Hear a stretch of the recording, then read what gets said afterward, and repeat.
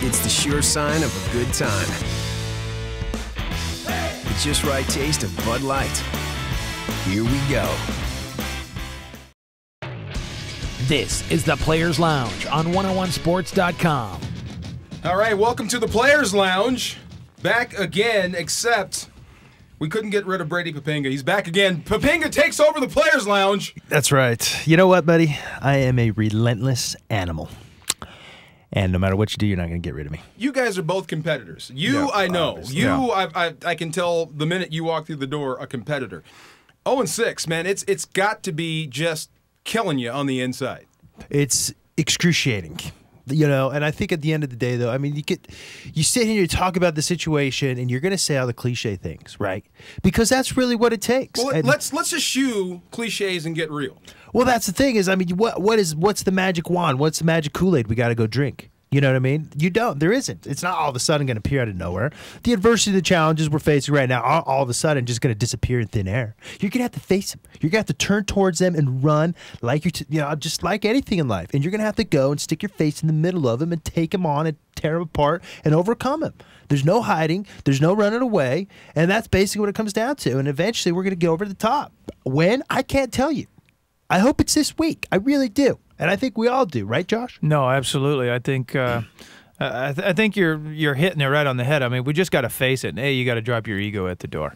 I mean, there's so many different ways you can take this. I mean, you can flat out quit. You can be defeated. You can walk away. You can give up. You can say, well, I'm just playing for a paycheck now. I'm playing for the money. I'm trying to pad my stats. I'm doing this. I'm doing that. You can make this a very selfish situation.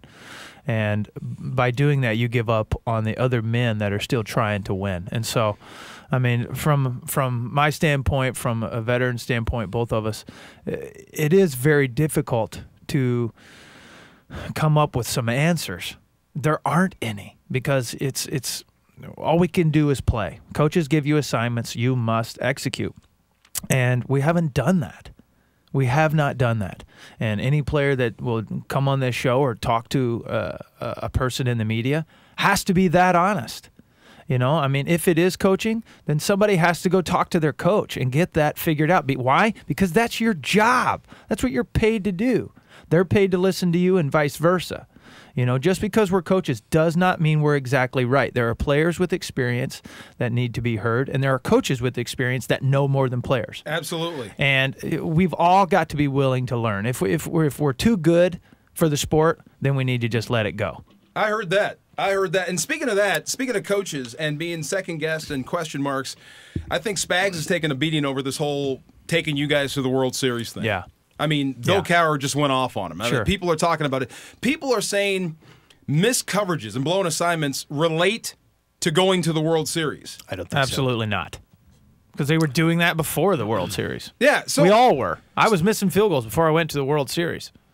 You know? Was it a big deal? No, absolutely not. And in fact, I credit him for thinking outside of the box. There is no one way to win a Super Bowl. Several coaches with several different philosophies have done it since the beginning of the Super Bowl's era, you know, when it started. And I think Spags did something outside of the box that old school coaches would have never, ever, ever done or attempted or even allowed to creep into their mind. And I think as an old player, I had hoped that he had thought about that prior to going to this game. But I think we supported our local team. And yes, it was a weird time to do it. Everybody is on the same boat with that. But you know what? Even hesitant as I was in the beginning when I heard we were going to do this, I really felt like that was a great experience for us as a team because I got to sit with those guys, be with those guys, chew on peanuts, and it wasn't anything anybody did out of context. There wasn't beer drinking. There wasn't hot dog eating.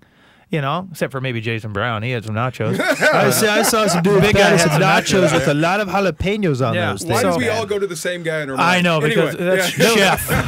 You know? No, my experience was interesting, you know, because I haven't been to a lot of baseball games. You know, I've been to a couple Dodger games back in SoCal, but, you know, going to a World Series game was great and everything. I was sitting back, relaxing, enjoying just the festivities, and just as things started to get good, you know, we sort of left. But up until that point, I mean, I think, you know, the Cardinals got a big lead going, and some of our guys were sort of harassing the fans around us. Not any malicious stuff going on, just having fun. Just little playful banter, man. Just good times, So anyway, when the Texas Rangers start going on their little run to come back, I think it was somewhere around 4th, 5th, 6th inning, somewhere in there. All of a sudden, the fans were looking at me like I was the guy causing all the problems, and I was just sitting back. Like when an old man comes up to me and he goes, "Oh, there's 5," and he holds 5 fingers right in my face.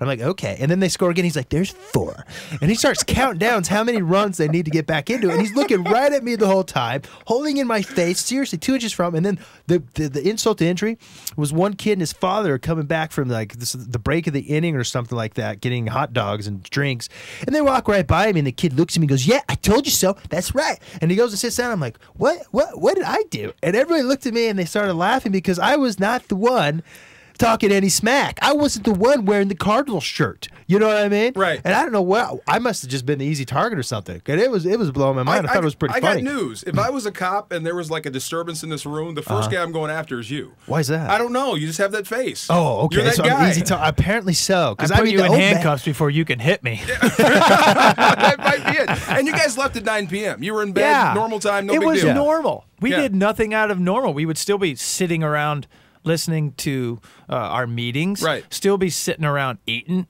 and drinking coffee, watching the game. We're still doing the exact same thing. We just sat on a bus and sat in a chair in a stadium.